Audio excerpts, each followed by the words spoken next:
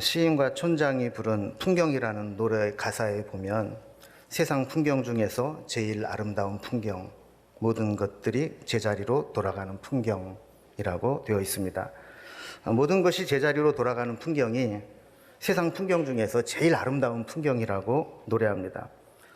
지난 50일 동안 하나님께서 정해주신 자리를 잠시 벗어나서 더 넓은 곳을 다니다가 다시 제자리로 돌아왔습니다. 금요 기도회 때 예배자로 기도자로 참석해서 찬양을 올려드리는데 눈물이 납니다. 역시 세상에서 유명하고 멋있고 좋고 화려한 곳 다녀왔지만 제자리로 돌아가는 것이 가장 아름다운 것이라는 것을 새삼 느끼게 됩니다. 저는 안식월로 여러 곳을 다니면서 한편으로는 늘 교회를 마음에 품고 다녔습니다. 우리 교회만이 아니라 그 지역 현지에 있는 교회의 과거와 현재 그 모습이 어떠한가, 미래는 어떨 것인가를 습관적으로 살펴보면서 다녔습니다. 그리고 우리 명륜중앙교회는 어떠한가, 앞으로 어떻게 될 것인가에 대한 고민을 품고 다녔습니다. 어느 곳을 가든지 제일 먼저 그곳에 있던 교회와 성당들을 찾아다니면서 살펴보았습니다. 과거에 화려했던 역사를 자랑하며 건물만 남아있는 대부분의 유럽 교회들을 보면서 우리는 그들이 걸어간 전철을 밟지 않고 새로운 길을 갈 수 있을 것인가? 과연 그 유럽의 교회들이 다시 하나님이 역사하셔서 종교개혁을 일으키셨던 것과 같이 그들을 다시 살리실 수 있을까 하는 고민을 진지하게 하며 다녔습니다. 유럽에 있는 교회당, 예배당들은 참으로 대단했습니다. 건물만 보아도 과거에 유럽의 교회들이 얼마나 대단했는가를 느낄 수 있었습니다. 그러나 지금은 화려한 건물만 유물로 남아서 관광객들이 찾아다니는 곳으로 변해버리고 말았습니다. 박물관 교회가 되고 만 것입니다. 뉴저지에 있는 두류 대학교의 교수였던 그 레너드 스윗 박사는 M으로 시작하는 4종류의 교회가 있다고 정리한 것이 생각이 났습니다. 첫 번째 교회는 선교적 교회입니다. 하나님의 선교 사역을 감당하는 교회죠. 가장 바람직하고 본질적인 교회의 모델입니다. 교회의 모든 일들이 복음을 전하기 위해서 이루어지고 하나님 나라 확장을 위해서 쓰임받는 교회입니다. 처음에 교회가 세워질 때는 이 본질적인 목적이 잘 지켜집니다.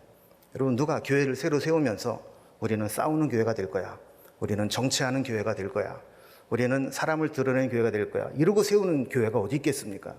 다 복음을 전하고 하나님 나라 확장을 위해서 쓰임받는 교회가 되겠다라고 작정을 하고 교회를 세웁니다.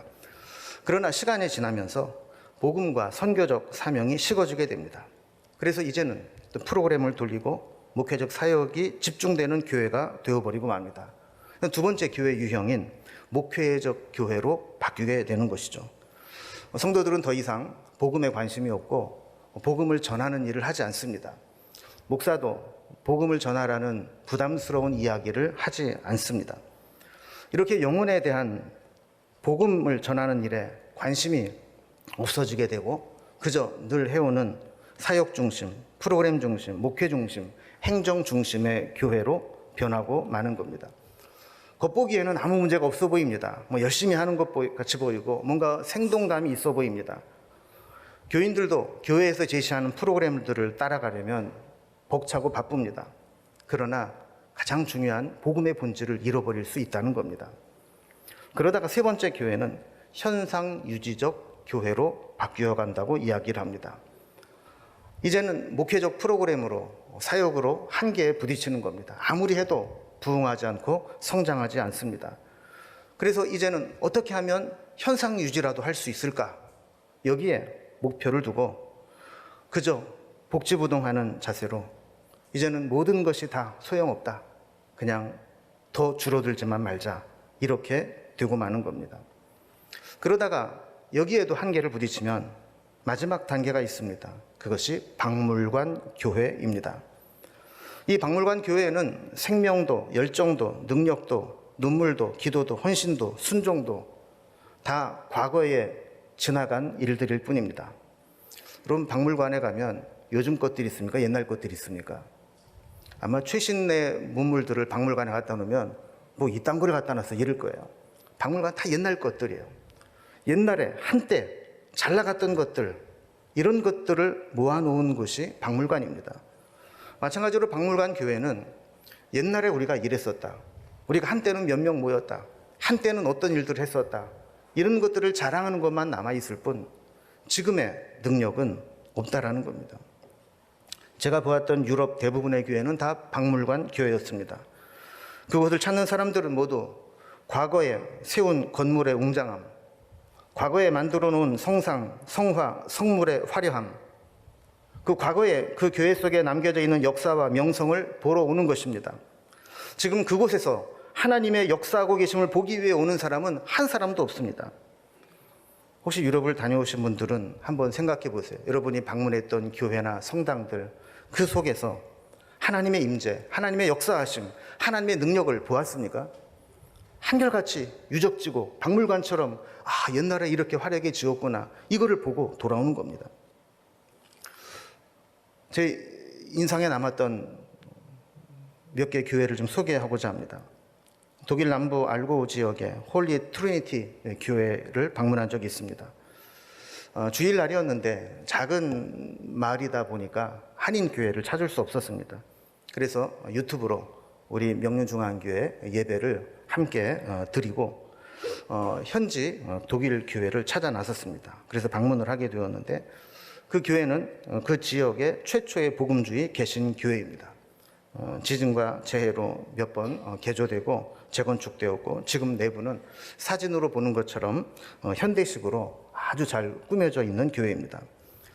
저희가 한 12시 전에 그 교회에 들어가서 예배에 참석은 못하더라도 마지막 모습이라도 좀 보자 그러고 갔는데 가보니까 예배당이 다 텅 비어 있습니다.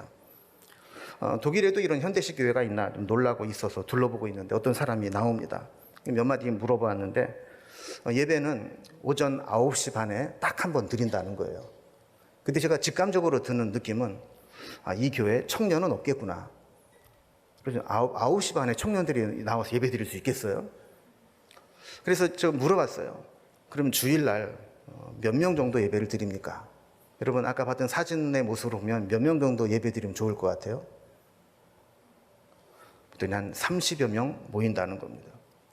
그 도시에서 가장 오래된 교회고 가장 잘 모이는 개신교회인데 한 30여 명 모여서 예배를 드리고 있습니다. 저는 사실 제일 기대했던 나라 중에 하나가 독일입니다. 독일은 종교개혁을 일으킨 마틴 루터의 후예들입니다. 루터란이라고 하는, 루터교회라고 하는 교단이 전 세계적으로 퍼져 있습니다. 그런데 정작 종교개혁가의 후예인 독일이 지금 영적 상태를 보면 너무나 암울합니다. 제가 돌아와서 자료를 찾아보니까 독일은 지금도 종교세를 거두어서 정부에서 교역자 생활비를 주고 교회 관리비를 대주는 나라입니다.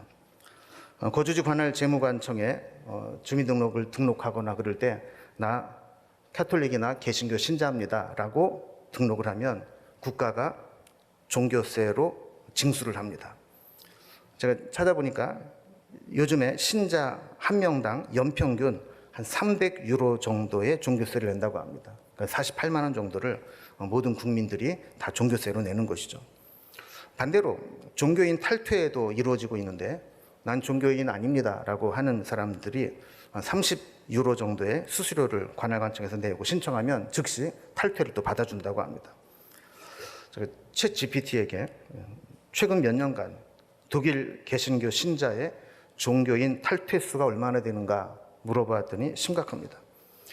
2021년 약 22만 명, 2022년 약 38만 명, 2024년 약 58만 명이 종교인 탈퇴를 하겠다고 신고를 했습니다. 가파르게 증가하고 있죠. 가톨릭은 더 심각합니다. 2021년에 약 36만 명, 2022년에 벌써 58만 명이 탈퇴했습니다. 가톨릭과 개신교인을 합하면 이제 매년 110만, 120만 명 이상씩 매해마다 종교인이 아니다, 종교를 떠나겠다라고 탈퇴 신청을 하고 있습니다. 반면에 하나님이 역사하고 계시는 현장도 보았습니다. 제가 방문했던 나라 중에 가장 복음의 토양이 척박할 것 같았던 이슬람 국가인 튀르키예에 세워진 교회입니다. 그 교회는 특이하게도 한인들을 받아들이지 않고 100% 현지인들에게만 복음을 전해 세워진 교회입니다. 1년에 평균 한 15명 정도씩 세례를 받는다고 합니다. 예배도 뜨겁고 하나님의 역사하심을 느낄 수 있습니다. 간증을 들어보니까 좀 몇 차례의 아주 위험한 위기를 넘기고 하나님이 보호하심을 고백합니다. 한 번은 세례식을 하는데 침례를 행하고 있었습니다. 누군가 사진을 찍어서 일간지에 투고를 했습니다. 이것이 신문 일면에 대서특필을 되게 되어서 사회적 이슈로 발전을 하게 되었습니다. 한 번은 부활절인지 성탄절인지 제가 잘 기억이 안 나는데 그 옆에 있는 회관을 하나 빌려서 어떤 문화 행사를 했어요. 오늘 청년들이 했던 것처럼 여러 가지 행사를 했어요. 근데 그걸 또 찍어서 신문사에 투고를 했습니다. 근데 이제 이슬람 국가다 보니까 그런 일들이 한번 신문에 나고 나면 또 방송국에서 후속 작업을 한대요. 대담 형식으로 패널들을 모아서 외국인이 이슬람 국가에 와서 교회를 세우고 전도를 하고 세례를 주고 이렇게 포교 활동을 하는데 여기에 대해서 어떻게 생각하느냐, 어떤 대책을 세워야 될 거냐, 이런 걸 가지고 이제 대담을 한다는 거예요. 그러면 이제 종교 결찰들이 들어오고 결국에는 추방을 당하게 되는 수순이 된다는 거죠. 그런데 그때마다 하나님이 막아주셨다는 거예요. 한 번은 지진이 나서 사람들이 더 이상 그곳에 관심을 갖지 못하게끔 시선을 흩어버리셨고, 한 번은 2016년도에 쿠데타가 한번 실패한 적이 있습니다.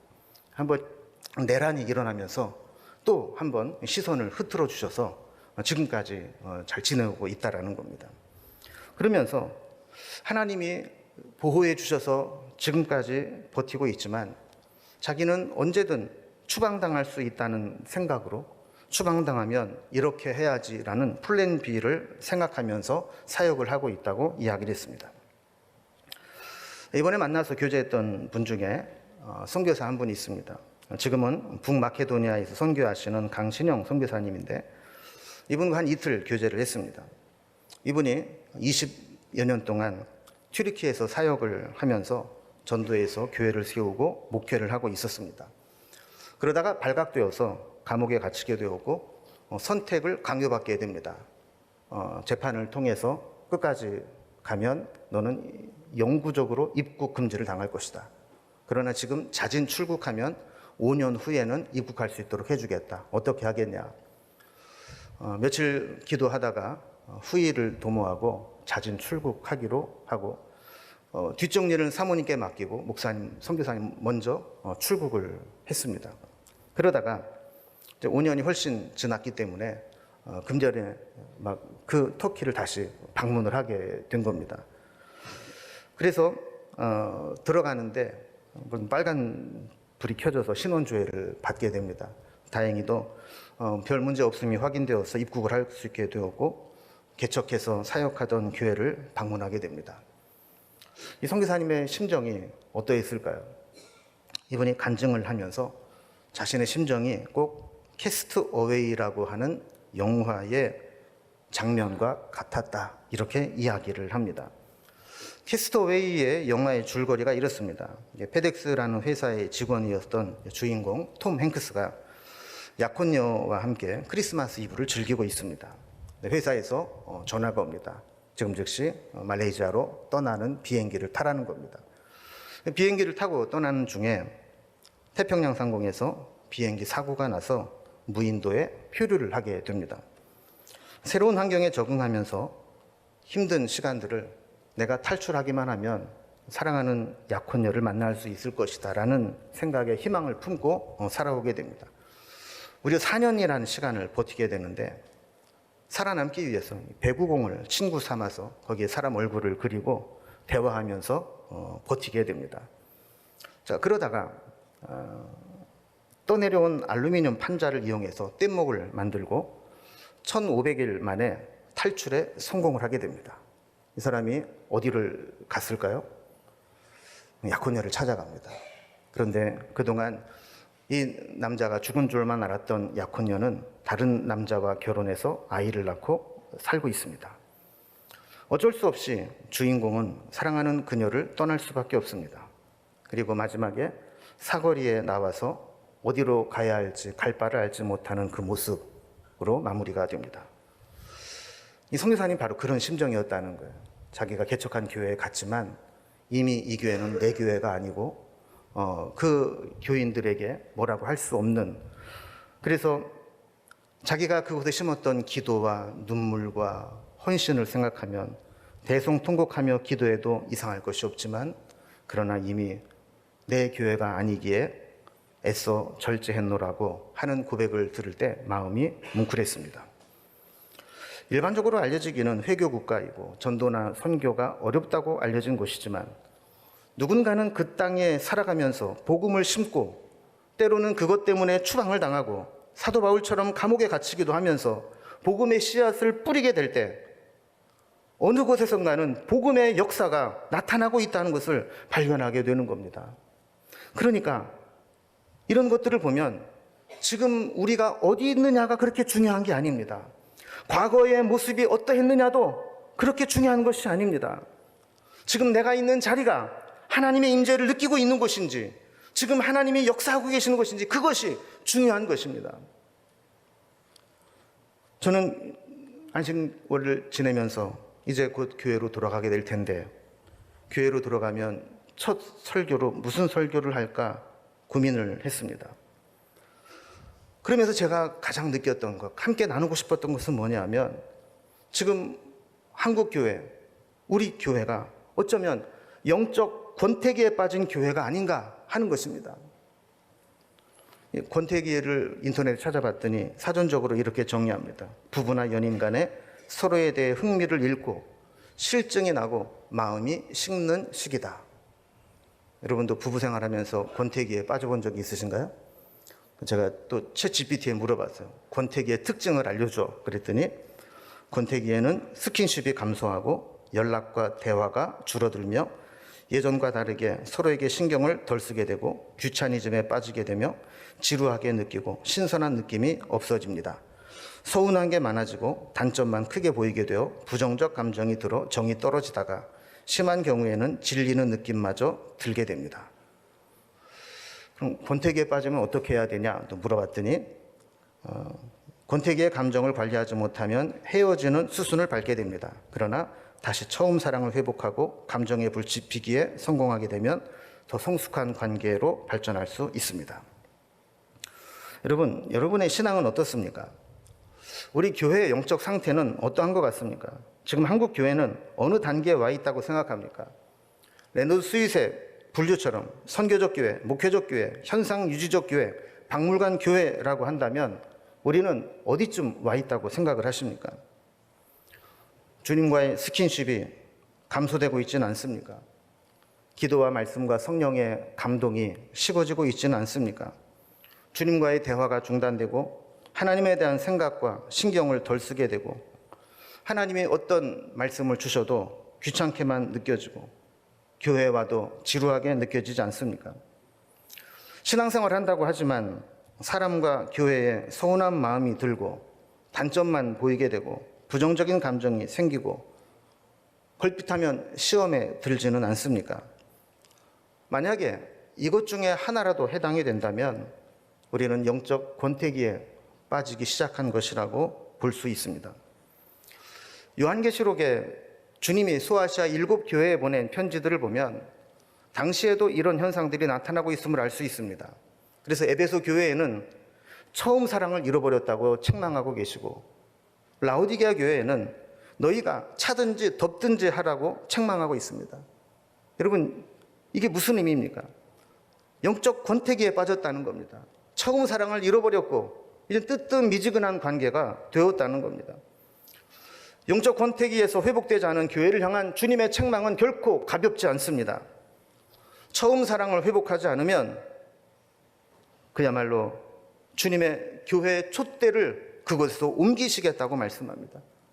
차든지 덥든지 하라. 그렇지 않으면 주님의 입에서 토해 내치겠다고 말씀합니다.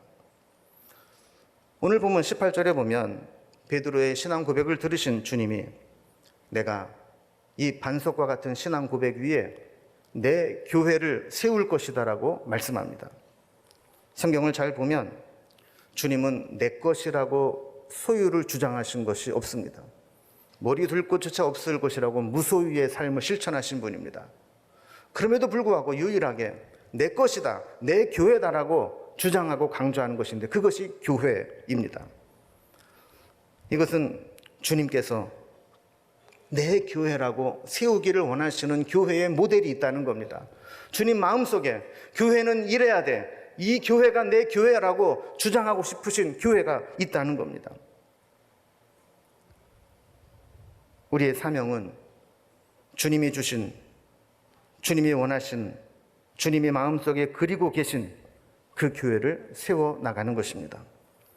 우리 교회는 어떤 교회를 세워나가야 할까요? 제가 안식년을 보내면서 묵상한 내용 몇 가지를 나눕니다. 첫 번째는 물질이 부유한 교회가 아니라 믿음이 부유한 교회가 되면 좋겠다 하는 것입니다. 세상에 금과 은이 중요한 것이 아니라 예수 이름의 믿음이 큰 교회. 우리 성도님 한 분 한 분이 세상에 가진 것은 없지만 믿음 많은 부자다라고 고백할 수 있는 교회가 되면 좋겠습니다. 건물이 크고 화려한 교회가 아니라 다음 세대의 사람들이 많은 교회, 다음 세대를 이끌어갈 청년들과 다음 세대가 풍성한 교회가 주님이 원하시는 교회일 것입니다. 단순히 모이는 숫자가 많은 게 아니라 헌신된 제자가 많은 교회, 그 교회를 주님은 원하십니다. 현실과 벽과 시련에 절망하지 않고 희망을 줄 수 있는 교회, 마귀와 죄와 미혹과 시험에 넘어지지 않고 그들과 맞설 수 있는 용기를 주는 교회, 사람의 뜻과 방법이 아닌 하나님의 말씀이 기준이 되는 교회, 그래서 자신의 만족과 유익을 구하는 것이 아니라 하나님의 나라가 목적인 교회, 사람이나 세상 이목에 움직이지 않고 주님의 시선으로 바라보는 교회, 이 땅의 나라보다도 하나님의 나라를 위해 움직이는 교회, 편안하고 안락하여 나를 만족시키는 교회가 아니라 성령이 주시는 부담에 반응하는 교회. 우리 교회 예배는 참 세련돼, 참 깔끔해, 이런 만족감으로 가는 교회가 아니라 매 순간 내게 주시는 말씀, 내게 주시는 성령의 감동하심에 거룩한 부담감을 느끼고 힘들지만 내가 이 말씀대로 살겠습니다, 내가 이 성령의 감동대로 살겠습니다, 헌신할 수 있는 교회, 그 교회가 주님이 우리에게 원하시는 교회가 아니겠습니까? 앞으로 100주년을 바라보면서 우리 함께 그런 교회를 만들어 나가면 좋겠습니다. 우리 한 사람 한 사람이 그런 신앙으로 다시 재무장하면 좋겠습니다.